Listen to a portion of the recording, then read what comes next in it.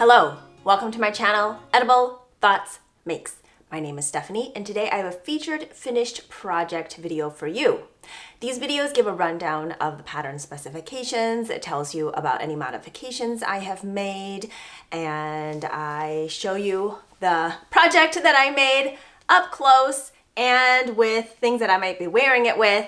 And today I am featuring the Miles shirt jacket, which is a pattern by Hailey Smedley, also known as Ozetta.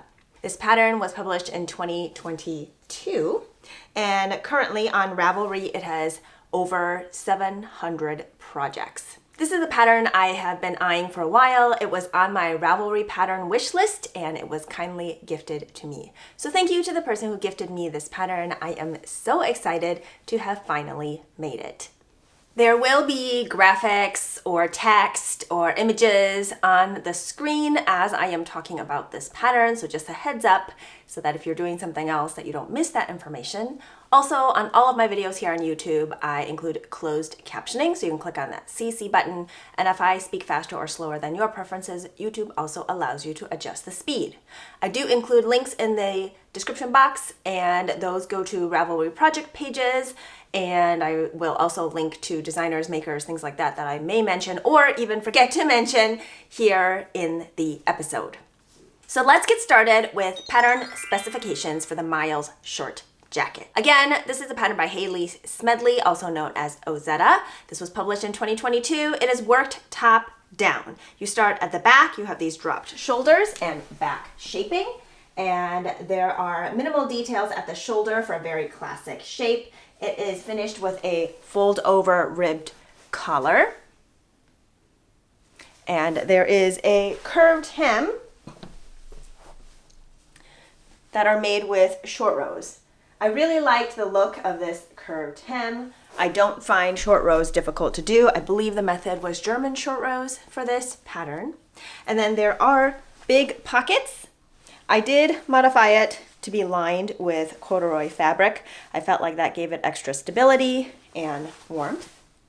The pockets can also be knit initially to be used as a fabric gauge swatch, which is what I did.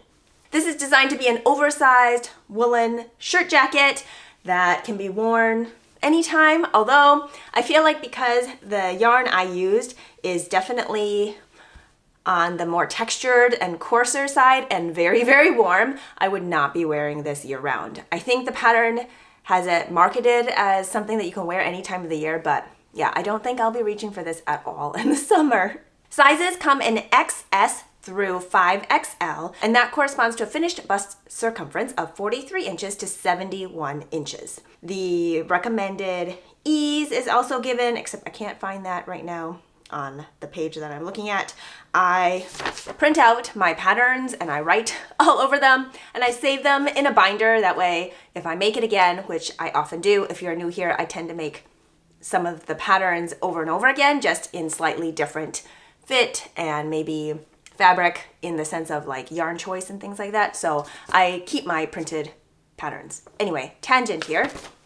I'm not seeing the recommended ease on this pattern very quickly. So if I find it, I will put it here on the screen so you have that information.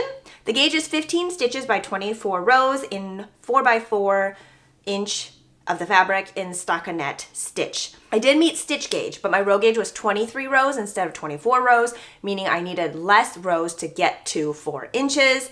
And I also went down needle sizes. So the recommended needle sizes are a US 10, 6mm for the main fabric, and a US 8, which is 5mm for the ribbing. Of course, those are just recommended or suggested needle sizes that the designer used to achieve that gauge. You might need to adjust your needles, and it can also vary depending on the yarn that you use. The needles I ended up using were a US 9, 5.5mm for the main fabric, and a US 7, 4.5mm for the ribbing. Yarn recommended in the pattern is Wool Dreamers Manchalope, which is not what I used, but I used a similar yarn. The pattern uses an unspun yarn, which is great for a lightweight garment that's also super warm because it traps a lot of heat. So I went a similar route, but not unspun. I used Let Lopi, which is an Icelandic yarn that I actually bought in Reykjavik, Iceland. So that's super special to me. The yarn colorway is Milky Way. So this is Icelandic wool. It is very warm. It comes in 50-gram balls, 100 meters or 110 yards per ball. It is a hand wash only yarn. I love this colorway. It has all of these beautiful colors in it. It comes across as a light periwinkle blue, but there are actually like cobalt blue and more fuchsia bits in it that are marled in, but also kind of tweedy at the same time. It does have a lot of hairs sticking out. I would say if you are very sensitive, this may not be a good choice for you. Because I'm using it as a jacket, I feel like it isn't going to feel as prickly because it's always going to be an outer layer. However, I did make a modification to the inside of this folded neckband area to make it less irritating on the neck where my skin is more sensitive, and I will talk about that part later. So I actually held my yarn also with a mohair. This is what I have left. This is the Pearl Soho Tussock 60% superfine kid mohair, 40% silk. Okay, I feel like I'm getting a little bit ahead of myself, starting to talk about my own project. I want to finish with the pattern specifications. I think I'm almost done. Buttons. You do need 4 1-inch buttons. The techniques are also given in the pattern prior to purchasing it, so maybe you can decide if it's something you want to tackle or not. That includes knitting flat, knitting in the round, long tail cast on, knitted cast on, increasing, decreasing, German short row, holding stitches, picking up stitches, buttonholes, sewn tubular bind off, attaching pockets, and wet blocking. There is video support for the special techniques in the pattern. I believe I didn't use the tubular bind off with the setup rows. I just did an Italian sewn bind off, which omits the setup rows, and that works just fine for me. And I will tell you one little snag I ran into, hopefully I'll remember, in the My Projects part of this video. Oh, I found the part about the recommended ease. I just had to flip the page. Recommended ease is 11 to 12 inches of positive ease, and that's built into the pattern. So the pattern is written for bust circumferences of 32 inches to 60 inches.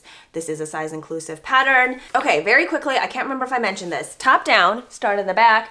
Once you get to a certain part, you will put those stitches on hold, and then you will pick up and knit your right front, left front, and then you'll join the front and the back, knit the rest of the body, do the short rows for the hem, knit the ribbing along the hem, and then pick up to knit the sleeves, and then pick up to knit your button band, and then do the folded collar, and then sew on the pockets, which you would have knit as a gauge swatch before casting on the entire garment. At least that's the order that I did it in. I know some people probably do the button band and then do the sleeves. Maybe I did that. I can't remember. I think I did do that. I think I knit the button band and then I blocked the whole thing and then I picked up for the sleeves because I wanted to make sure the length and everything was what I wanted. I probably wouldn't have ripped back anything unless it was drastically too long or too short or something like that, because I also held my yarn with a mohair, and this yarn plus the mohair is very sticky on itself and it would be a pain ripping out. So I did wet block it halfway through to kind of get a better idea of how it was fitting, but I did not do it with the intention of ripping back to fix anything unless it was like super drastic. All right, now that we've gone through pattern specifications, I'm going to tell you specifically about my project. I touched a little bit about the yarn that I use. This is the Let Lopi yarn of 100% Icelandic wool. I also held it with mohair because after I knit my pockets, I felt like it was going to be potentially a little gapey, even though I did go down a needle size, but I didn't want to go down another needle size because I was getting stitch gauge. This is a yarn that blooms really beautifully once it is wet blocked. The fabric really opens up and creates this poofy, very ethereal, air trapping yarn fabric type of situation, and I still did want to add just a little bit more to it and add a little bit of softness to it and just a little more fiber to fill in the gaps. So I used Pearl Soho's Tussock. It is 60% super fine kid mohair, 40% silk. It comes in 328 yards for 25 grams. I had picked this up in spring of 2023 at one of their spring cleaning sales of discontinued colors, sample colorways. I believe this color is Cloud Blue. So it is a very, very pale light blue. I think it leans slightly warm. I picked size XS, which is finishing at 43 inches. It is size 1. That gives me 11 inches of positive ease, which is within the recommended ease in the pattern. I mentioned earlier that I did go down a needle size and I still reached stitch gauge, but my row gauge was still 1 stitch off. And I didn't adjust because I am taller than the designer. And so I don't think I adjusted my knitting of the fabric lengthwise anywhere. I might have shortened it by 1 or 2. Scratch that. Looking at my notes, I did shorten the front and the back, I think by 4 rows, but I don't think I shortened it much in the body length after the underarm area. And again, it's because I'm slightly taller than the designer, and so I still wanted it to hit where it hits on the designer. It covers my butt. The front hem section, I think, ends at mid-thigh area. It's perfect to go with leggings. It is very comfortable. I find that there's enough ease throughout because there is a difference between my full bust circumference, my natural waist, and my hips. And my hips being the widest circumference, I feel like sometimes with garments that I am going to be knitting longer, I either need to make A-line increases to account for positive ease around my hips, or I just need to up the size for the entire garment. And since this is a jacket, it is going to be a layering piece, so I want to make sure there's plenty of room in the upper area for me to wear over things, and that includes the armhole depth and just like overall positive ease everywhere. And this did fit the bill. I didn't have to do any A-line shaping or anything like that. It just fits comfortably all the way throughout. I did do an Italian sewn bind off everywhere instead of a tubular bind off with a setup rows. I just find it much less fussy. I find that it holds just fine. I did omit the mohair with the bind off because it was hard for me to catch both yarns as I was sewing through the stitches. I did find I had to be careful because this yarn, even though it isn't unspun, it does come apart with some tension. And it is a single ply, but I feel like it does still come apart if you pull hard enough. And so I found that I just had to be careful because if I even tried to wet splice it back together, sometimes that bulk in that wet spliced area doesn't always go through very well, or it just feels more dense in that area, so it also doesn't pull as well. The tension just ends up being a little off in the sewn bind off. If it's just in the rest of the fabric, wet splicing was perfectly fine. It was mostly just where there was going to be a lot of friction kind of going in and out of stitches that made it a little harder. One major modification that I made was for the neckband. So halfway through, I decided to switch up my yarn to something that was going to be very soft next to skin. I also just wanted this little pop of shimmery, magical fabric on the inside of my neckband, like a little secret. I don't know, I just really like that little pop of color. If you've been here before, you may know a lot of my other garments tend to have like a neon pop or something like that, especially if the rest of it is pretty neutral. It's just something I like to do. So the yarn that I used is by a dyer who's no longer dyeing yarn, Less Traveled Yarn. I had won this yarn in I don't remember if it was a knit along or it was several years ago, maybe 5 years ago. This is the Moonstone colorway in the Enchantment collection. It is their Mohair, which is 69% silk, 22% kid mohair, 9% nylon, 382 yards for 100 grams. This is just so beautiful. It's got a little bit of like crinkle to it. It is a single ply yarn and it is so, so soft. And I held it double. I didn't use the mohair with it. I just held this double and I felt like the fabric came out really nice. I wanted to make sure it was about halfway, slightly over halfway, or I guess slightly under halfway. I switched to the other yarn. That way it curves over the top a little bit, so if it rubs against my neck, I'm not going to get the itchy part of the coarser fabric on my neck. The buttons I bought from Bergen, Norway, and they are these beautiful pewter buttons. They do have a shank to them, but I added additional height to it just because this fabric is a little thicker. I wanted to make sure that my fabric lay nice and flat. It just gives it a little extra room so that the fabric doesn't end up pulling in like a wave. Here's the inside of the garment. And then the other modification I had mentioned was I added lining to my pockets. I just find that it adds more stability. Knit fabric, especially at this loose of a gauge, can just really stretch out, or things can potentially fall through depending on what you're putting in your pockets. But I just wanted that extra stability. I find that it holds my phone really well without it pulling on the fabric too much or making it gape out. I had thought about adding a zipper or a button to the inside of the fabric. That way it can stay closed, but I haven't done that yet. I might do a tab or something that kind of goes over the edge. I did not sew the back part of the pocket to the fabric because I didn't want it to pull on it. I felt like if it gave a little bit of room, then it essentially has like a double pocket situation going on, but then it won't pull on the fabric of the jacket. I don't think I changed anything with the sleeve length of the pattern. If I did, it would have been to add an inch or two. I prefer my sleeves to be long, to be past my wrists.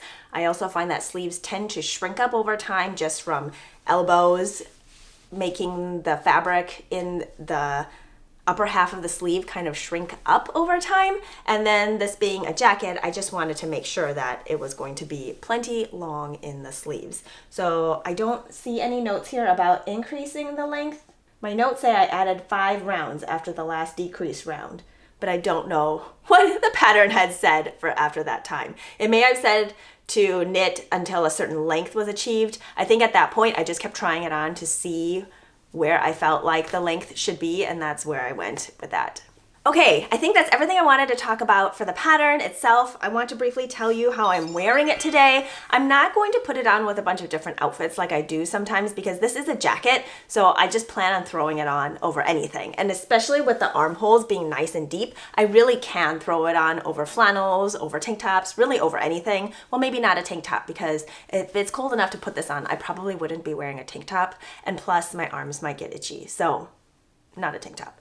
Anyway, I am wearing my mini mock neck tank. I believe this is my 3rd version, and I knit this a couple of years ago. The mini mock neck tank is a pattern by Jessie Made Designs, and the yarn I used is Republica Unicornia Targhee Sock in the colorway Heart of Glass. This is a beautiful yarn. It has these very evenly divided neon speckles throughout. The distribution is just beautiful. I didn't end up with any pooling anywhere, and this yarn is really special because I got it at a local knitting, gathering, yarn swap type of thing.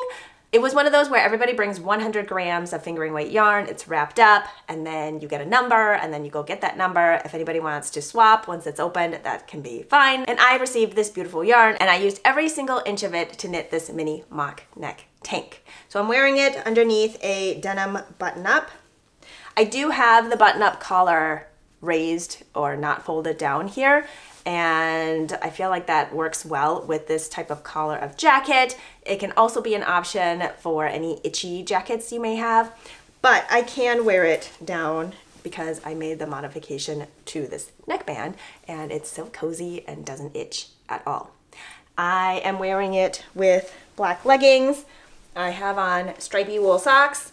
These socks are knit in nomadic yarns. I don't remember the colorway. I'll put it here on the screen.